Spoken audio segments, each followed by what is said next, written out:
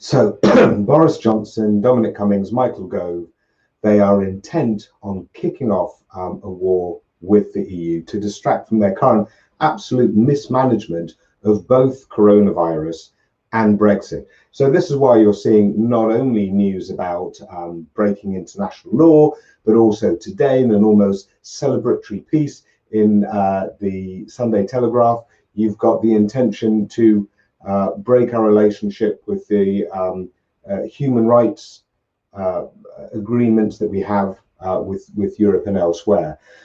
And also you've got Boris Johnson talking about how Europe intends to carve up the UK and destroy the UK and so forth and so on. Why? Why all of this? Because they know full well that most people don't care about Brexit anymore. They think Brexit's done. They expect it to be sort of like tidied up, done in a straightforward way, no disruption.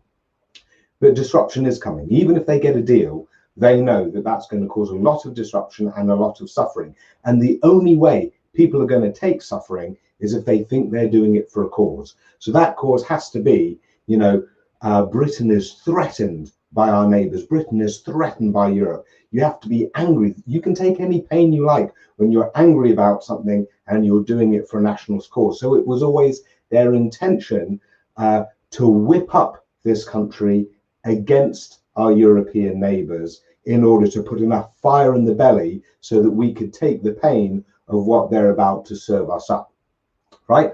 So that was always the plan, but there's another dimension in it now, and that is coronavirus and their complete and utter mismanagement of this pandemic, particularly the testing system. And there are lots of people, you know, right across the country now who are very angry and very upset and very scared. They know that cases are rising.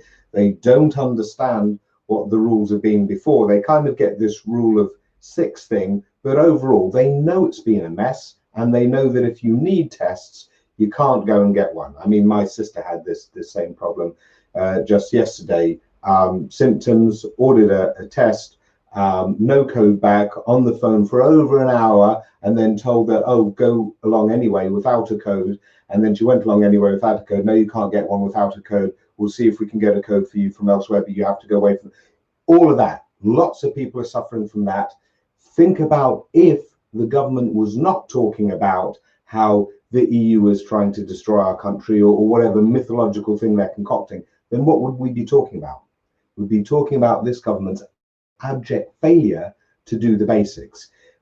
Talking about how they are talking about this Operation Moonshot, spending 100 billion, nearly the NHS budget, on giving us all a mountain of cake of testing every day, when at the moment we're actually struggling with crumbs to get even a few tests. It is farcical. That's what we'd be talking about. So the only way to distract from all of that pain, all that suffering, all that anger, is try and displace the anger elsewhere and pretend that our country is under threat. So actually kick off that war. And by war, I mean any kind of conflict, verbal conflict, legal conflict, war of words, go for it. Anything like that is what they feel is needed. So that's what they're engineering. So always at the end of these videos, I like to do a nice little call to action. What should you do about it?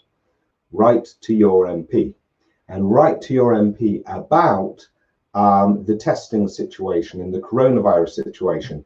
Talk about how it's farcical. Talk about the incompetence and mismanagement, and then say at the end, we know what Boris Johnson is doing, is trying to distract by starting a war with Europe.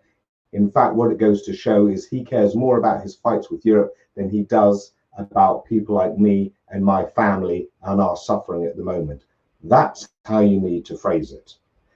Incidentally, this is also, you know, where Keir Starmer is going. He's seen it. He's not put his foot in that trap either. So bring it back, keep bringing it back to their current failures, their current mismanagement, and the fact that everyone can see through that Boris Johnson was quite happily let like families all around the country suffer just so long as he can have his war with Europe and try and whip up his base against that. Perfectly Trumpian, is just like him. Write to your MP, call it out. Thanks.